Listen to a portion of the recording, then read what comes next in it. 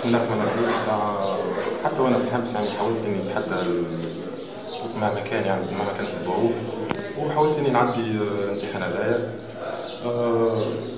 على خاطر اني اول حاجه مصر اني ناخذ شهاده البكالوريا بغض النظر على المكان اللي انا فيه.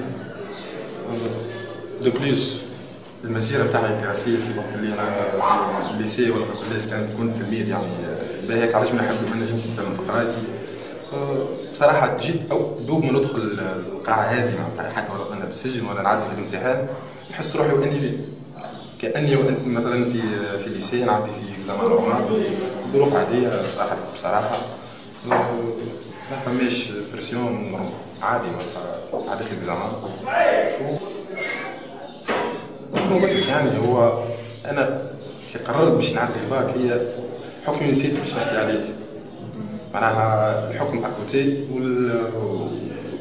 والقرايه اكوتي كيفاش. ان شاء الله ربي يسهل معناتها نتوفق في الامتحانات وربي ينجح. بالنسبه لوضعيه المساجين اللي يحبوا يعدوا الباك هذا نبعثوا لهم المطالب نتاعهم في حاله معناها يكون محكوم معناها ما عنديش مع في المحاكم غدا نبعثوا له الاداره والمندوبيه بعد، ولازم يكون عامل 6 ايام معناها قاري الباك، فهمتي. وبالنسبه للموقوف هذيك ناخذوا الاذن من السيد وكيل الجمهوريه معناها المحكمه مرجع النظر، فهمتني.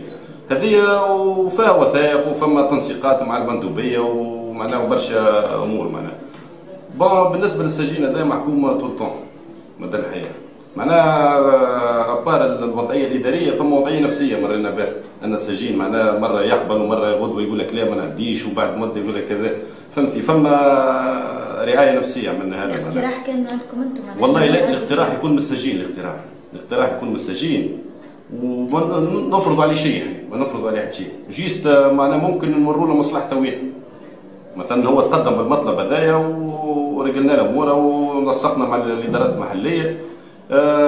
بالنسبه له هو معناها في الاخر رفض، وبعد التالي معناها فما قنعناه معناها فما وحده تنشيط موجود هنا تمثل في شخصي بالقسم مثلا زميلنا ذا، فما رعايه نفسيه، فما وحده تنشيط، فما قاعه خاصه نخرجوه فماك، وفرنا له الظروف الطيبه اللي هي معناها بعدوه على الحس تاع المربية المساجين ما تعرف نحطوه في شومبر معناها باهيه معناها نتاع المسنين نسموها هنا باش ياخذ راحته اكثر.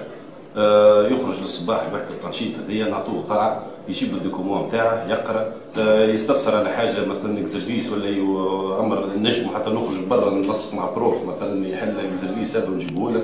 فما مكتوب دي اكزرسيس رسوليه دوك ما تعرفون تاع الباك نجيبوه له، معناها يوصل ان عاون يتصرف الحكايه هذيك يجيب له معناها، فهمتي. وهذيك هي كوليكت الحكايه كامله معناها، فهمتني.